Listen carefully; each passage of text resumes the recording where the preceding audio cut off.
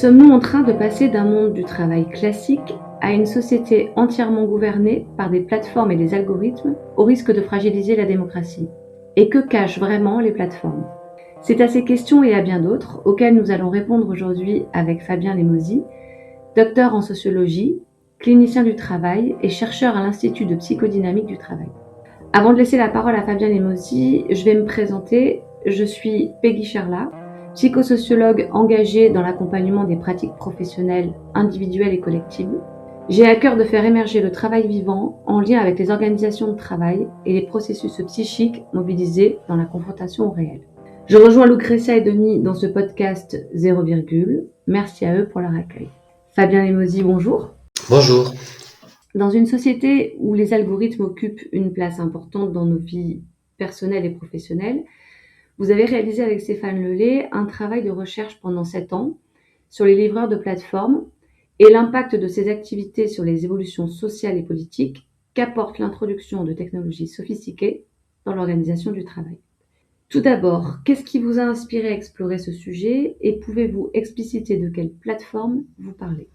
Alors l'inspiration, c'est plutôt en premier lieu une immersion par nécessité et curiosité. C'était en 2017, à une époque où j'étais sans ressources. J'ai commencé à travailler comme livreur pour Deliveroo et Uber Eats. J'ai fait une enquête, c'est ma première enquête auprès de ces plateformes que je ne connaissais pas en fait. Je voyais mes étudiants qui faisaient ça, et équipaient leur matos, qui obéissent à une appli, dans la lignée un peu des Uber, VTC. Je sentais qu'il y avait quelque chose qui était en train de se passer. Il y avait cette intuition que c'est un phénomène qui va prendre de l'ampleur. Et pas pour les bonnes raisons. Et donc j'ai continué ces recherches par la suite avec Stéphane Lelay, qui avait également un intérêt pour les précarisation sociale. Et donc nous avons fait cette recherche, continué ces recherches au sein de l'Institut de psychologie du travail, avec cette idée en tout cas que les livreurs sont une figure aussi d'avant-garde, tout comme l'étaient les VTC, les avant-postes d'une révolution sur le plan du management ou de l'organisation du travail. En tout cas, on y viendra, mais avec l'arrivée du management algorithmique en fait. Et donc ce sont les plateformes dont je parle, ce sont donc devinez les plateformes comme Uber, Deliveroo, des plateformes qui en fait sont des infrastructures numériques qui définissent, qui organisent le travail en ayant recours d'une part à l'externalisation massive des travailleurs, de leurs outils de production et de leurs droits sociaux, et d'autre part par, je vous disais, par le management algorithmique, une façon spécifique d'organiser le travail. Donc ce sont des organisations du travail, ce ne sont pas des intermédiaires, contrairement à ce qu'elles veulent faire véhiculer, notamment, ce sont pas de la mise en relation comme pourrait l'être Airbnb par exemple. Non, elles organisent quand même, elles définissent le service et les modalités d'exécution du travail. Du coup, selon vous, quels sont les principaux impacts des plateformes sur le monde du travail et les relations sociales aujourd'hui ? Je pense qu'il y a 3 points d'impact sur le monde du travail. Je pense que le premier, c'est la façon dont elles utilisent l'individualisation juridique via l'auto-entrepreneuriat ou le micro-entrepreneuriat. C'est-à-dire que c'est un modèle qui permet quand même aux entreprises de s'affranchir des protections durement conquises dans le cadre de la société salariale. Ils font des économies sur les cotisations sociales, il y a une absence de salaire minimum, il y a un évitement des régulations parce que les travailleurs échappent aussi aux dispositions du droit du travail concernant la durée légale, le suivi légal par la médecine du travail ou les instances représentatives du personnel. Il y a des modifications là-dessus, mais voilà, il y a en tout cas tout un contournement du droit du travail qui est possible avec la mobilisation de cet auto-entrepreneuriat qui a une visée de dénégation quand même du lien de subordination. Je pense que c'est un point important et qui amène aussi à ce qu'on appelle une responsabilisation radicale en fait du travailleur, parce qu'il doit assumer seul la responsabilité de son destin économique en tant qu'acteur de marché. Et un certain nombre de transferts des coûts vont vers les individus, le coût de leur instrument de travail, de leur outil de travail, de leur entretien et de la maintenance de ces outils de travail, mais aussi de la gestion administrative en fait. C'est-à-dire qu'être entrepreneur, c'est faire tout un tas de tâches administratives qui ne sont pas qui sont pas payées par la plateforme. Le deuxième point, je pense que c'est consécutif au premier, c'est le deuxième impact sur le monde du travail, c'est quand même la précarisation massive, c'est-à-dire que l'auto-entrepreneuriat, c'est un mode de gestion du sous-emploi et du chômage, comme le rappelle la sociologue Sarah Abdelnour. Et donc la précarisation est une ressource sur ces plateformes. Elles se nourrissent en fait de la précarité des travailleurs, des personnes. Et ce n'est pas un dysfonctionnement, mais c'est un levier de gestion, tout simplement. Voilà, la précarité est un levier de gestion. Elles se nourrissent de la précarité existante pour imposer des conditions de travail dégradées qui, sans ce besoin vital en fait de survie des travailleurs, ben seraient inacceptables en fait. Voilà. Donc c'est aussi ce qui explique l'évolution en fait des profils des livreurs qui se caractérisent par un glissement progressif d'une activité de niche qui était pratiquée par passion ou par des jeunes étudiants en complément voilà, en complément de leurs études, voilà, ou vers une forme quand même de tâcheronnat de survie massivement investie par les populations les plus vulnérables. C'est pour ça qu'on passe aussi d'une population de jeunes étudiants ou de salariés qui faisaient ça en complément à des populations qui sont plus issues des quartiers prioritaires de la ville et ensuite à des populations qui sont plus issues des travailleurs sans papier, hein, des conditions encore plus vulnérables sur le plan administratif ou social. Donc c'est je pense ce deuxième point c'est celui qui a aussi un impact très important parce que voilà c'est le profil du livreur et voilà je dis a changé et il y a quand même ce qu'on appelle une racialisation du capitalisme de plateforme. C'est des choses qui sont énoncées par des chercheuses comme Dalia Gebrial ou Sophie Bernard en France où une surreprésentation des populations racisées parmi les travailleurs des plateformes. Et donc, c'est quand même des formes renouvelées d'exploitation de ces populations en particulier qui se jouent dans ce monde du travail. Le dernier impact que je pense important, c'est quand même la banalisation, je pense, du recours aux plateformes. C'est-à-dire que ça a pris, il y a un phénomène de banalisation parce que elles étaient parfois perçues comme marginales ou disruptives, ces plateformes, mais en fait, il y a eu une accélération par le biais de la crise sanitaire de recours aux plateformes que ce soit par les entreprises et par les travailleurs eux-mêmes. C'est ça le paradoxe aussi. Beaucoup de travailleurs qui ont beaucoup plus cherché à travailler sur ces plateformes. Et surtout, c'est une banalisation aussi parce qu'il y a une extension à tous les secteurs d'activité. Donc ça veut dire que le modèle de la plateforme pénètre des métiers qualifiés. Le management algorithmique s'étend désormais aux soins, aux ressources humaines, à l'enseignement supérieur, à la magistrature, retrouve dans le service à la personne, dans le bricolage avec les applis de jobbing, dans le travail numérique, dans la logistique évidemment, les missions de travail temporaires comme voilà, StaffMe, Freelancer, voilà après. Donc voilà, ce sont des choses qu'on retrouve qui se sont largement étendues comme modèle, quoi. Vous venez justement un peu d'évoquer la notion de management algorithmique que vous faites émerger dans votre ouvrage. Pourriez-vous le définir, ce management, et comment cela redéfinit-il la relation entre employeurs et travailleurs sur les plateformes qui serait différente des autres formes d'organisation?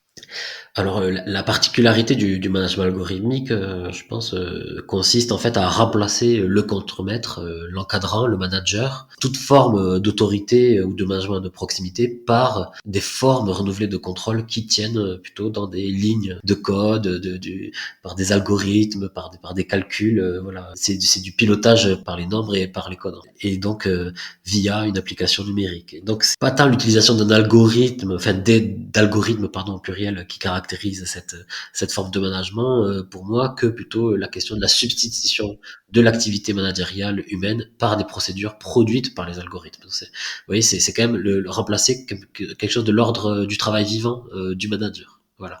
Je pense que c'est un point important et donc un des premiers critères quand même pour définir ce management algorithmique, c'est l'usage de technologies informatisées visant à automatiser quand même des processus de décision et de contrôle via ce qu'on appelle l'appariement de données. Je pense que quand même le management algorithmique a pour objectif premier de cadrer l'activité et son flux. Ça. C'est un premier, ce premier critère quand même en tout cas.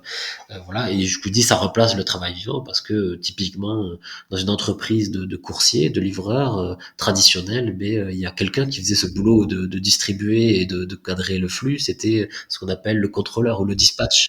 C'est lui qui évaluait comment allaient les coursiers au jour le jour et qui distribuait les courses et les circuits en fonction aussi de l'état. Donc il y avait tout un travail de care qui était fait, tout un travail d'attention qui était fait par le manager pour bien allouer les courses, mais dont est incapable la machine justement. Donc ouais, je pense que c'est un point important. C'est le premier, donc c'est le pilotage automatisé d'une activité. Le deuxième point qui définit aussi le management algorithmique, c'est quand même la délégation de l'évaluation managériale au client. Je pense que c'est aussi un point précieux pour comprendre ce qui se passe pour les livreurs dans leur vécu, parce que un des principaux atouts des plateformes est d'avoir rendu quand même les rating systems, les systèmes de notation automatique et déterminant dans l'organisation du travail. Il va participer à la logique d'évaluation dans le modèle.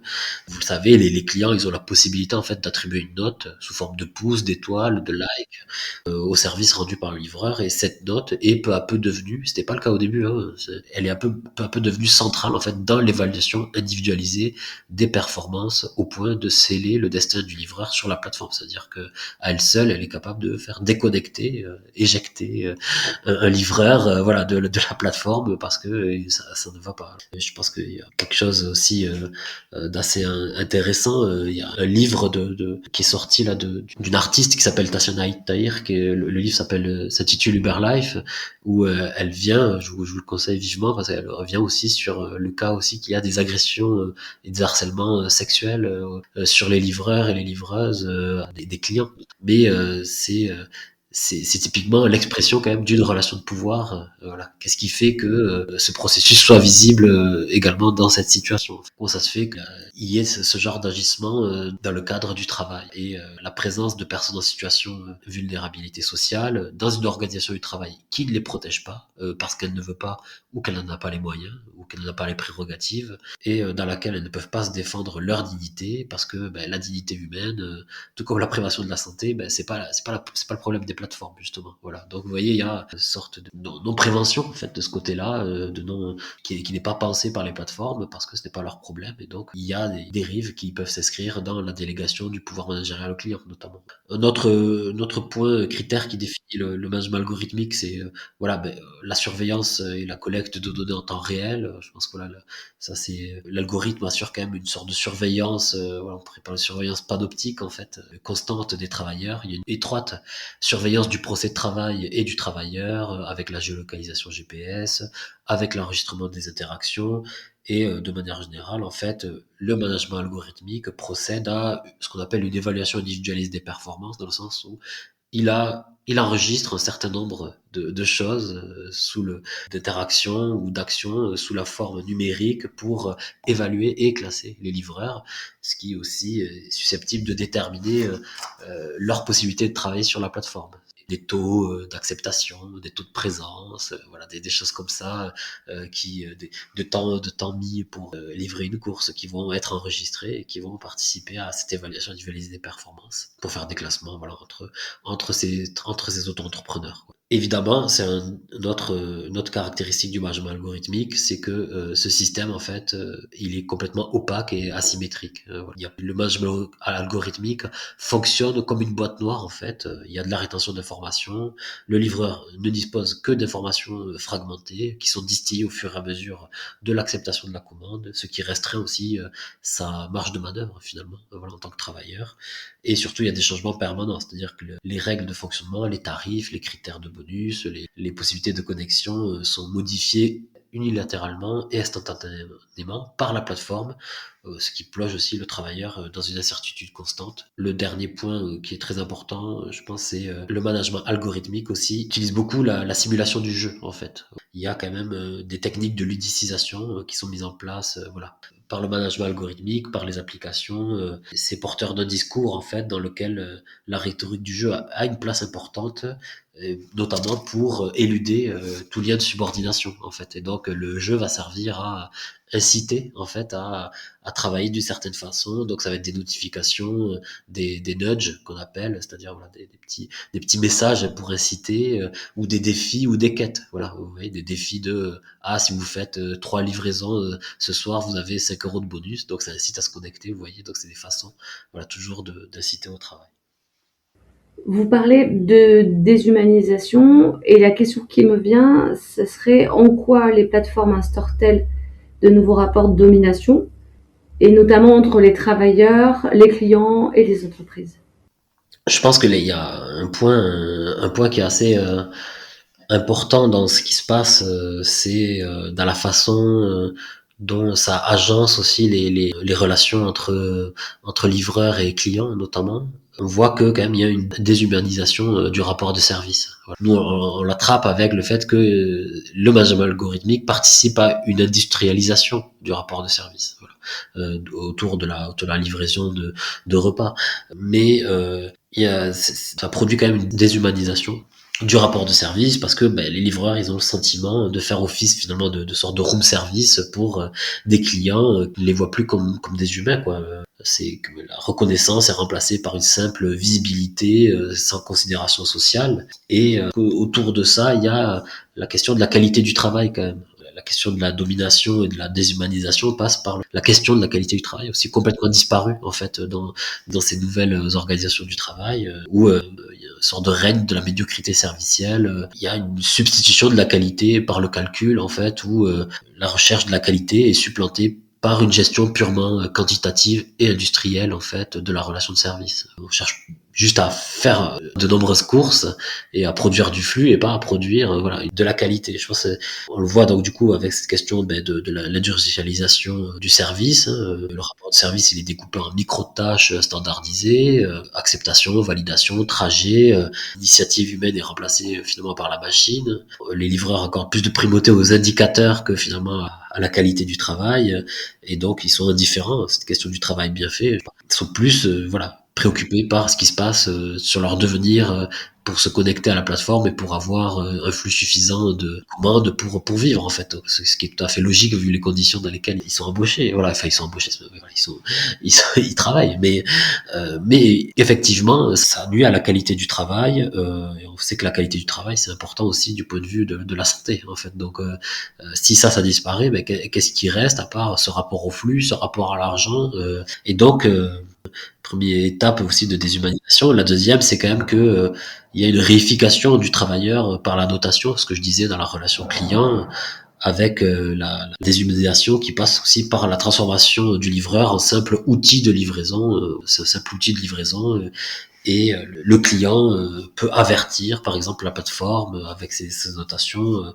Le livreur risquait de la déconnexion et donc ça fait rentrer dans la relation de service de répression des affects quand même très fort pour les livreurs et dans nos enquêtes les livreurs vont jusqu'à parler d'humiliation quand même en disant que l'humiliation dans la livraison c'est ancien, c'est une activité qui n'a pas de valeur et alors que c'est faux en fait. On voit que dans la littérature il n'y a pas ce vécu d'humiliation il est vraiment lié aussi il n'est pas lié à l'activité de livraison en tant que telle, il est lié à une organisation du travail qui fragilise en fait les livreurs en tout point, confère un pouvoir managérial discrétionnaire aux clients et donc je pense que pour moi c'est un point assez crucial en tout cas le fait qu'il y ait une disparition de la qualité de travail et qu'il y ait une forme de déshumanisation qui s'ensuive dans les rapports entre les êtres humains parce que d'une part que la plateforme par la façon dont elle organise le travail elle dit quelque chose de sa considération sur les êtres humains mais aussi